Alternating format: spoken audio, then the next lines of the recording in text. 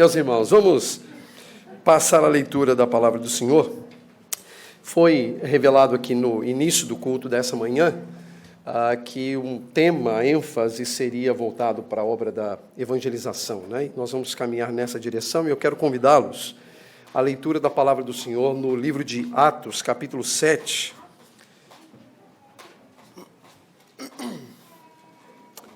Atos capítulo 7, a partir do verso 59, nós vamos seguir até o versículo 5 do capítulo 8.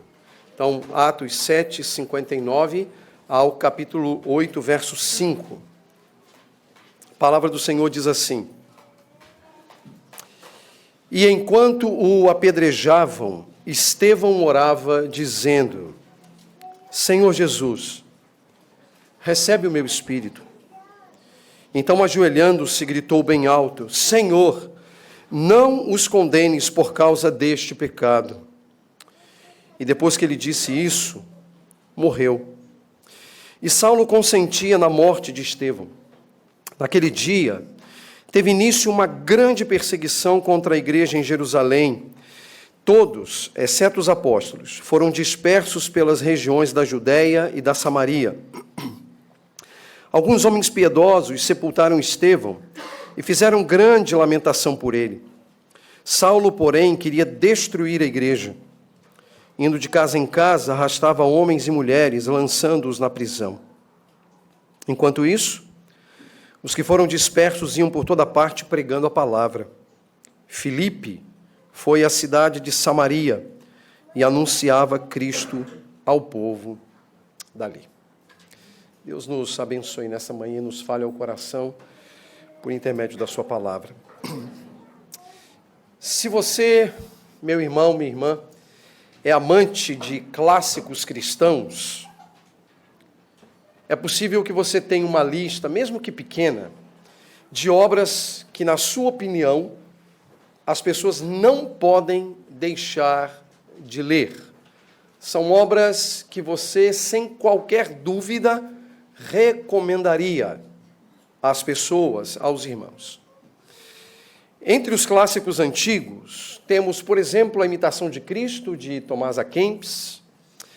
Temos As Moradas do Castelo Interior, de Teresa d'Ávila. Temos Um Guia Seguro para o Céu, de Joseph Alleine. Isso para citar alguns e deixar aqui algumas dicas de boa leitura também. Entre os textos modernos, ou entre os livros modernos, a gente não pode esquecer de As Crônicas de Nárnia, de C.S. Lewis. A gente não pode esquecer de Discipulado, de Dietrich Bonhoeffer. E embora possa haver, talvez, alguma distinção de opinião, alguma dúvida aqui e ali, alguma discordância aqui e ali de obras que realmente valem a pena serem lidas nesta vida, me parece que entre nós há uma obra, se não todos, a grande maioria concorda ser um grande clássico cristão. O Peregrino, de John Bunyan. Eu costumo dizer que nesta vida você precisa ler a Bíblia, mas você terá enormes dificuldades se não ler o Peregrino. O Peregrino é obra a ser lida nesta vida, obviamente.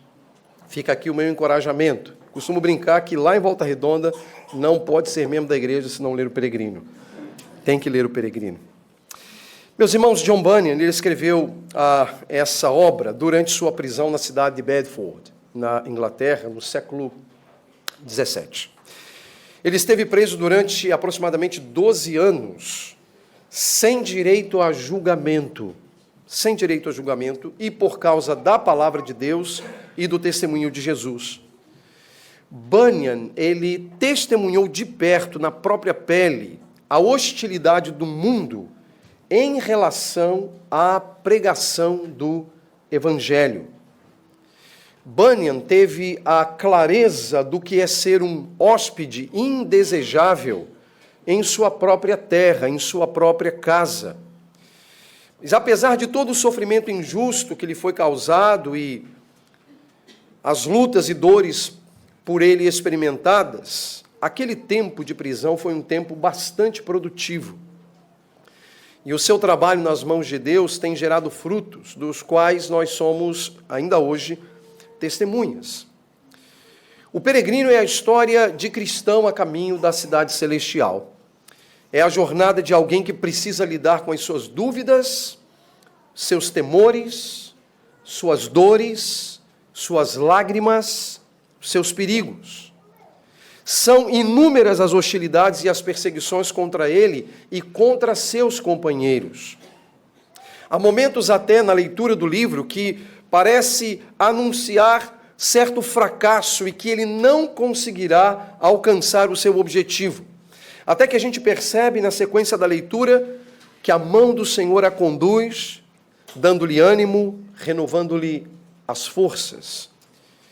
E a história do personagem principal é, em certa medida, a história de todo aquele que nesta vida está também a caminho do céu. E especificamente no capítulo 14, nós lemos sobre a chegada de cristão e fiel a uma cidade chamada Vaidade. E nessa cidade há uma feira. E ali são vendidas toda espécie de mercadoria que desonra a Deus. Todo tipo de pecado, de transgressão, de iniquidade. E como cristão e fiel eram bem diferentes dos cidadãos daquele lugar, eles começaram a chamar a atenção deles, a começar pela vestimenta. A maneira deles se vestirem era completamente distinta da maneira dos cidadãos daquela terra se vestirem. A presença deles causava inquietação e gerava burburinho entre o populacho. E o texto diz que isso promoveu grande tumulto. Ambos foram tomados como pessoas loucas e desacreditadas, foram presos, levados a interrogatório sob diversas acusações. O desfecho deste capítulo é comovente. Um júri formado pelos melhores cidadãos daquela cidade, os senhores cegueira, injustiça, malícia, lascívia, libertinagem, temeridade, altivez, malevolência, mentira, crueldade, ódio à luz e implacável, condenou o fiel à morte. Quando disse ser os melhores cidadãos, eu estava sendo irônico. Fiel, então, é açoitado, esbofeteado, ferido a faca, apedrejado, furado por espadas e, por fim, queimado na estaca. Por outro lado, pela providência divina, que dominava todas as coisas, cristão foi posto em liberdade e seguiu adiante. E fiel pela sua vida, como a sua vida ofereceu a mais convincente e útil das pregações. Ele morreu pela fé. Meus irmãos, a perseguição contra a igreja de Jesus, conforme o relato que lemos, a partir do final do capítulo 7 de Atos, não foi a primeira perseguição contra a igreja de Jerusalém. O capítulo 5 nos mostra que a igreja em Jerusalém sofreu alguma perseguição e alguma hostilidade na ocasião em que Pedro e João estavam realizando o ministério apostólico. Os milagres realizados pelos apóstolos, e inclusive a adesão de muitos à fé, provocaram alguns membros do partido dos saduceus, que era de fato a elite religiosa judaica. Dali, dos saduceus, saíam os sumos sacerdotes da nação de Israel. E nessa condição, ou como consequência dessa pregação, e a pedido, vejam vocês, do sumo sacerdote, os apóstolos foram presos, havendo da parte dos líderes religiosos um intenso desejo de matá-los por causa da fé. Mas nesse contexto, Deus levantou um homem chamado Gamaliel, que intercedeu por eles e os colocou em liberdade naquela ocasião. Não muito tempo depois surge um novo episódio, agora causado por judeus helenistas, que são judeus que vivem fora do contexto de Jerusalém e que haviam recebido influências do mundo grego, de certa maneira. Esses judeus helenistas, eles se opõem ao trabalho que Estevão estava realizando. Esses homens chegaram ao nível de subornarem algumas pessoas para produzirem fake news contra ele. E essas falsas notícias agitaram novamente, de maneira ainda mais intensa, ainda mais intensa: o povo, os líderes religiosos e os mestres da lei.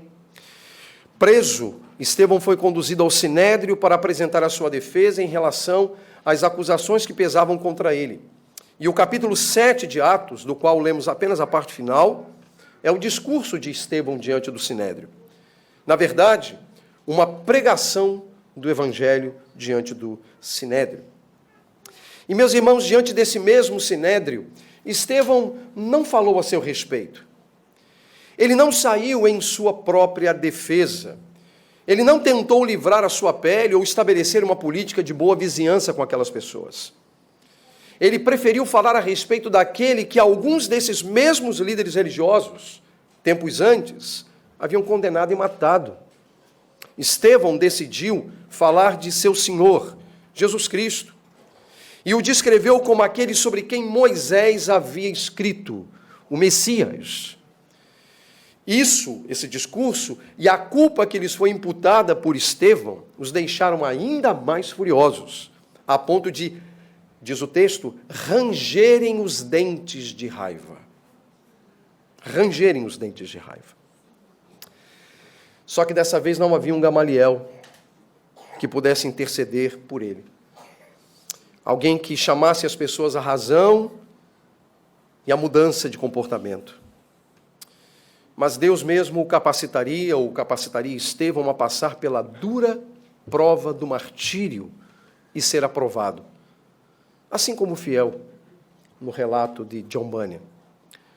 O consolo viria de uma visão, a visão do Filho do Homem sentado à direita de Deus Pai. E Estevão revelou a todos os presentes essa visão. E diante de suas palavras, diz o texto, gritando bem alto, taparam os ouvidos e unânimes avançaram contra ele. Arrastando para fora da cidade, foi apedrejado até a morte, sob olhares furiosos do povo. Meus irmãos, Estevão, por causa de sua fé em Jesus, tornou-se persona non grata entre os seus compatriotas. Em sua própria casa, ele foi levado à condição de hóspede indesejável. Ele e todos os crentes em Jesus que viviam em Jerusalém. A cegueira daqueles religiosos os impediu de verem a necessidade que tinham da mensagem pregada por Estevão. A necessidade que eles tinham de Jesus. A mensagem que eles rejeitavam era, vejam vocês, a mensagem que eles mais necessitavam. Mas os seus ouvidos estavam completamente fechados. Entretanto, irmãos, este triste episódio de Estevão, que sobreveio a Estevão, e que também sobreveio àqueles irmãos, tinha um propósito. Deus estava por detrás de tudo isso, e Estevão foi apenas um instrumento usado por ele para levar adiante o testemunho da fé. E por que digo isso? Se você recorda das palavras iniciais do livro de Atos, no capítulo 1, verso 8, o Senhor Jesus Cristo, despedindo-se dos discípulos, afirma, e sereis minhas testemunhas, tanto em Jerusalém, Judeia, Samaria e confins da terra. Agora, considerem comigo, onde Estevão foi martirizado e o testemunho do Evangelho foi estabelecido? Jerusalém. Para onde foram os dispersos com a perseguição? Judeia e Samaria. Todo este cenário envolvendo a pessoa de Estevão era um meio pelo qual se cumpriria as palavras de Jesus em Atos, capítulo 1, verso 8. Sereis minhas testemunhas tanto em Jerusalém, local onde Estevão foi morto, Judeia e Samaria, lugares para os quais os seguidores de Jesus se dispersaram e, como sabemos pelo texto, ali também pregaram o Evangelho. Deus, portanto, levava adiante a história, meus irmãos, da redenção por meio da vida de Estevão. O Senhor Jesus, o Messias prometido, em quem seriam benditas todas as famílias da terra, deveria ser anunciado ao mundo para a salvação. O próprio Deus criaria as circunstâncias e disporia da vida de seus servos para cumprir os seus propósitos. Assim como Estevão, assim será conosco. conforme a sua vontade. Fato é, e este é o ensino que quero destacar nesta manhã, que também nós somos hóspedes indesejáveis neste mundo hostil ao Evangelho. Embora sejamos portadores de uma mensagem necessária, mas pelo mundo rejeitado. Somos estes hóspedes indesejáveis na própria casa, com uma mensagem necessária, mas rejeitada. E eu quero lidar um pouco com isso com vocês. Em primeiro lugar, eu quero que consideremos essa realidade de que somos hóspedes indesejáveis neste mundo hostil ao Evangelho. Acompanhem comigo os versos de 1 a 3 de Atos, capítulo 8. E Saulo consentia na morte de Estevão. Naquele dia teve início uma grande perseguição contra a igreja em Jerusalém, e todos, exceto os apóstolos, foram dispersos pelas regiões da Judéia e da Samaria. Alguns homens piedosos sepultaram Estevão e fizeram grande lamentação por ele. Saulo, porém, queria destruir a igreja, indo de casa em casa, arrastava homens e mulheres, lançando-os na prisão. Observe, meus irmãos, que a morte de Estevão desencadeou tempos bem difíceis para os nossos irmãos na fé. Naquela ocasião, houve uma grande perseguição contra a igreja em Jerusalém. Imagine você, meu querido irmão, minha querida irmã, tendo que abandonar a sua vida, abandonar a sua casa, abandonar o seu trabalho, abandonar os seus bens em busca de um lugar seguro, pois por causa da sua fé outros querem matá-lo. Imagine a condição das grávidas. Imagine seus filhos pequenos e indefesos. Imagine não poder viver o luto por causa da perda de um irmão querido, morto a pedradas por causa de calúnias disseminadas entre o povo. Imagine esse cenário. Meus irmãos, estas eram as condições daqueles irmãos. Havia tanto ódio no coração de algumas pessoas, que algumas estavam prontas para destruir a igreja de Jesus. Inclusive, o texto nos fala de um jovem chamado Saulo, aquele mesmo que seria derrubado pelo Senhor e, posteriormente, seria levantado como apóstolo dos gentios. É citado aqui por Lucas. O contexto narrativo estava sendo preparado para a apresentação deste homem.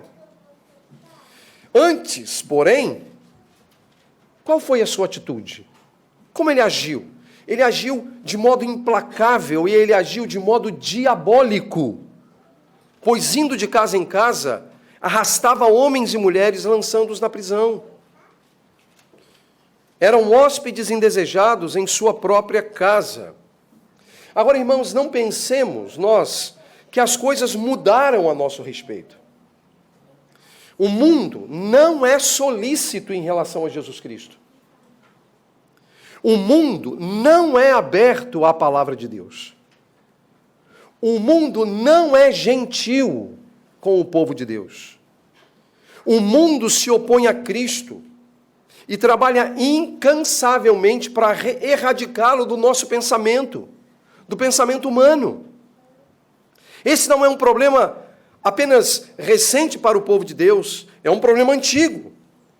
Desde o Éden, os inimigos do Senhor, às vezes por suas práticas religiosas ou por suas políticas públicas, agem para constranger, silenciar, hostilizar, perseguir, prender, matar os seguidores de Jesus. Quantos irmãos, neste momento, em algumas partes do mundo, estão encarcerados, outras famílias em luto por causa de crentes em Jesus que foram mortos por causa da fé? Quantos? Meus irmãos, olhem à volta. Observem quantas coisas estão acontecendo e como elas esbarram em nossa fé. Embora muitos sejam inocentes em relação a essas coisas, achando que não é bem assim, nós não podemos, de fato, permanecer nesta inocência. Há uma agenda contra Cristo, e isso não deveria ser para nós cristãos motivo de surpresa. Afinal, o apóstolo Paulo, escrevendo a Timóteo, em uma de suas epístolas, ele vai dizer que aqueles que querem viver piedosamente em Cristo Jesus padecerão perseguições. Basta viver piedoso. Basta um viver piedoso.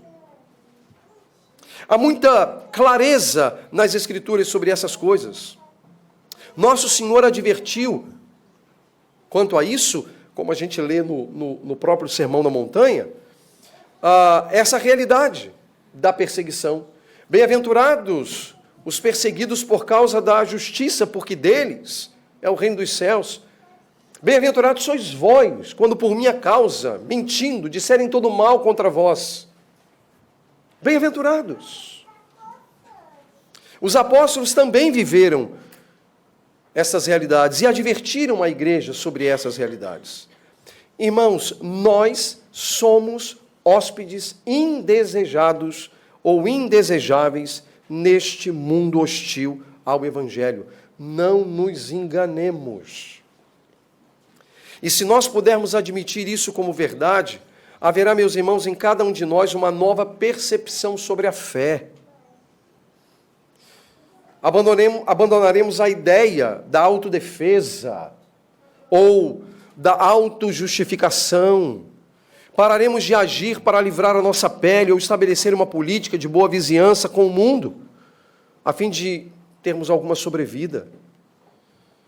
Essa nova percepção nos levará a entender como as coisas funcionam neste mundo caído, como elas ofendem a Deus e como isso incide sobre nossas vidas e sobre o Evangelho de Jesus. Não somos benquistos nessa nossa própria casa, neste mundo. Nós temos que ter essa consciência. O mundo não ama a Deus, o mundo não ama a sua palavra, o mundo não ama o Evangelho. E o desfecho histórico, e nós temos o desfecho da história, porque Deus nos deu o desfecho da história, e por esse desfecho nós sabemos que o mundo implacavelmente continuará agindo para erradicar Deus do pensamento humano e nos afastar de Deus. Somos hóspedes indesejáveis neste mundo. Entretanto, mesmo estando todos nós nessa condição, nós temos uma tarefa, nós temos um dever, nós temos uma missão, nós temos uma mensagem. Nós somos portadores de uma mensagem necessária, mas é verdade, rejeitada. Necessária, mas rejeitada. Veja os versos 4 e 5. Enquanto isso, os que foram dispersos iam por toda parte pregando a palavra. Filipe foi à cidade de Samaria e anunciava Cristo ao povo dali. Meus irmãos, há instantes atrás eu mencionei a vocês que o triste episódio que sobreveio a Estevão e aos irmãos em Jerusalém tinha um propósito.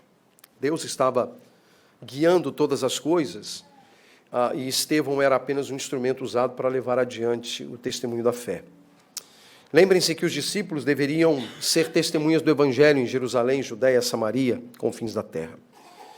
Sabemos que Estevão testemunhou em Jerusalém, os dispersos foram para a Judéia e Samaria, e mais tarde o texto de Atos vai relatar que o Evangelho também chegou à cidade de Éfeso, que poderia ser ali um indício dos confins da terra, dentro daquela mentalidade geográfica que se tinha, uma mentalidade distinta da nossa.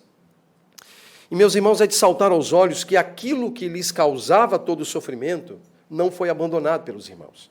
Porque alguém poderia imaginar, se há uma circunstância que está gerando problemas para a igreja de Jesus, a melhor coisa a fazer, então, é dar um tempo. Diminuir o compasso, para que as coisas se acalmem. Né? Mas lembrem-se que a mensagem pregada por Estevão destilou ódio de certos judeus. Eles não queriam saber de Jesus. Eles não queriam saber do Evangelho. Há um personagem em O Peregrino chamado Sábio Segundo o Mundo, que nessa hora poderia surgir aqui e dizer: irmãos, vamos dar um tempo, vamos esperar que a poeira baixe, e depois a gente volta a anunciar o Evangelho. Mas veja, é isso que acontece? É isso que esses irmãos fazem? Não. O que Filipe e a igreja fizeram? Pregaram o Evangelho. Anunciaram o Evangelho. Está evidente, meus irmãos, de que aqueles irmãos sabiam que a mensagem que as pessoas rejeitavam e que gerava perseguições contra os crentes era o que essas pessoas mais necessitavam. O que causava perseguição era a coisa mais necessária para os perseguidores, embora eles não compreendessem, embora eles não entendessem. Então, a igreja não poderia calar, sob pena de pecar contra Deus. Havia, portanto, entre aqueles irmãos um claro entendimento de que o evangelho de Jesus era o tesouro de valor incomparável a ser compartilhado com judeus, com samaritanos, com chineses, com indianos, com europeus, com africanos. Irmãos, o campo é o mundo e devemos semear nesse campo a boa semente do evangelho para a salvação de pecadores, para a salvação dos perdidos. Um importante destaque eu devo fazer aqui, e é um destaque de caráter metodológico, quanto ao procedimento de pregar o evangelho ou de evangelizar. Eu quero lhe chamar a atenção exatamente para dois termos que são utilizados no texto. No verso 4, diz o texto que os dispersos iam por toda parte pregando. No verso 5, nós vemos que Filipe foi à cidade de Samaria, provavelmente aqui Sicar, né, a capital, e anunciava a Cristo ao povo. Anunciava, pregar e anunciar. São dois termos que aparecem aqui, que no campo do que nós estamos tratando estão dentro do mesmo campo semântico, do mesmo campo de sentido e de significado, mas que têm em si mesmas, essas palavras têm em si mesmas alguns elementos que nós devemos considerar. A palavra traduzida por pregavam, no verso de número 4, poderia ser traduzida como evangelizavam. Isso é, falavam de Jesus no cotidiano da vida, nas mais diversas circunstâncias. Algo do tipo, as pessoas estão dispersas em vários lugares ali da Judéia e da Samaria, e elas mantêm contato com pessoas. E à medida que elas mantêm contato com pessoas, elas lidam com as circunstâncias do dia a dia. E o que essas pessoas faziam? Traziam o evangelho para as circunstâncias do dia a dia, para os problemas do dia a dia. Então, se um crente em Cristo, lidava com alguém na Judéia ou na Samaria, que estava eventualmente enfrentando alguma circunstância, que estava vivendo alguma experiência, os crentes traziam o evangelho para essa circunstância e, a partir do evangelho, olhavam para a circunstância. Então, esse é um ponto bem importante e necessário.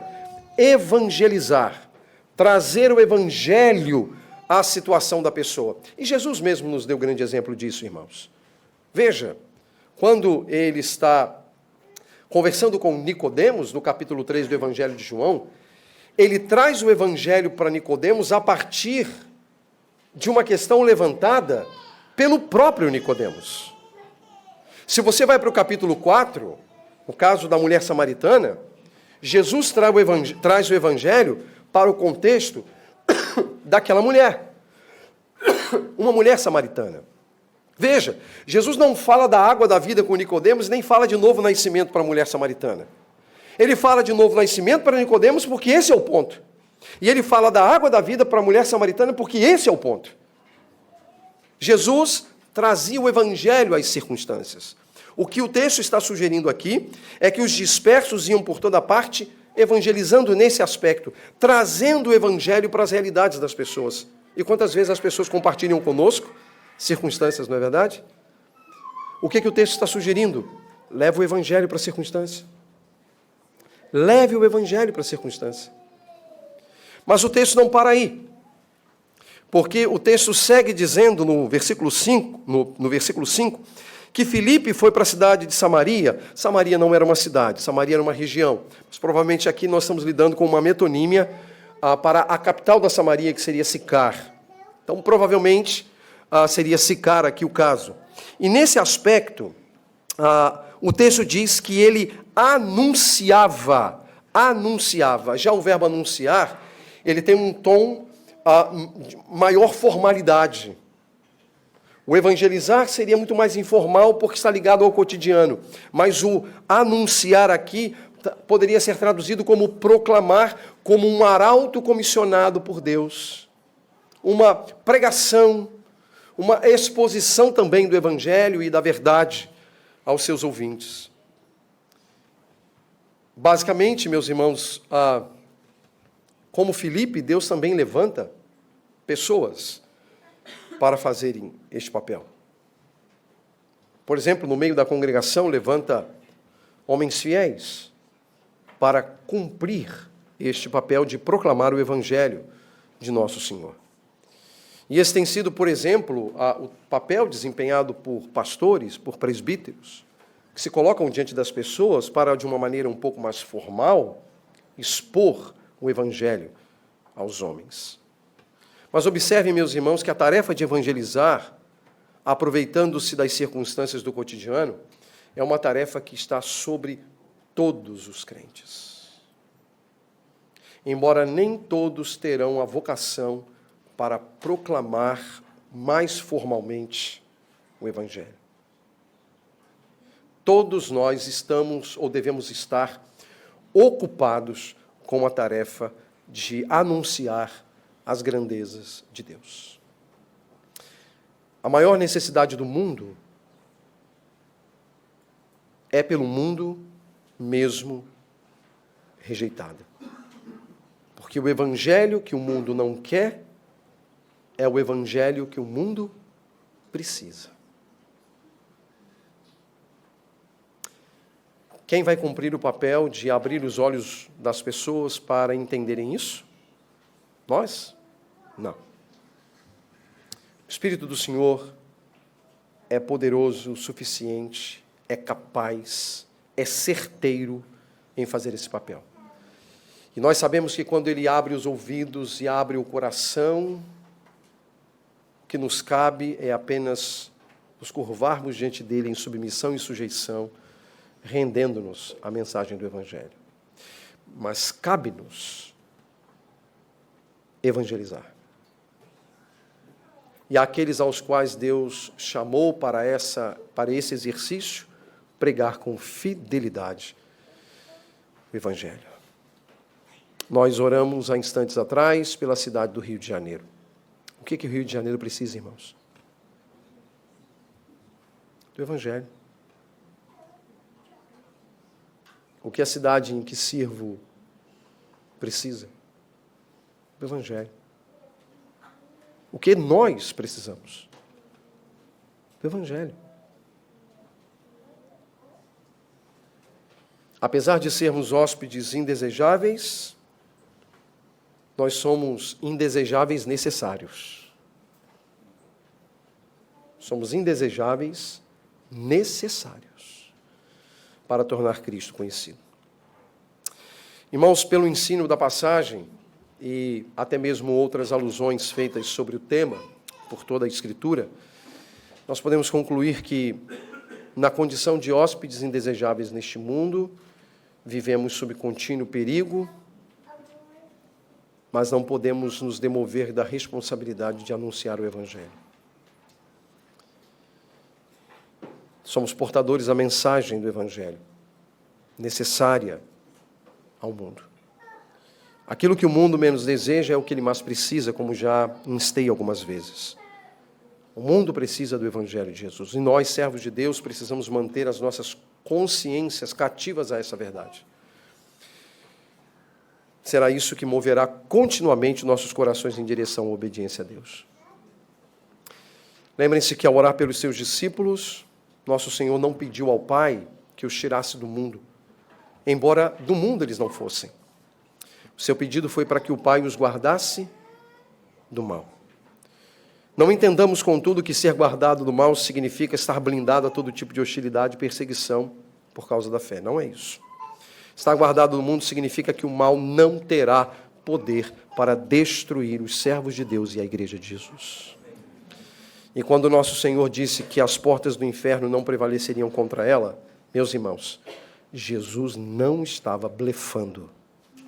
De fato, as portas do inferno não podem prevalecer contra ela. O desfecho de toda essa história, apesar das lutas e também do sofrimento, é um desfecho que nós conhecemos. Deus já nos deu as circunstâncias do fim. A gente sabe o que vai acontecer. E a gente já leu o que vai acontecer. Na leitura que a gente fez do que vai acontecer, a Bíblia diz que vai tudo acabar bem para a gente. Vai tudo acabar bem para a igreja de Jesus. Vai tudo terminar bem.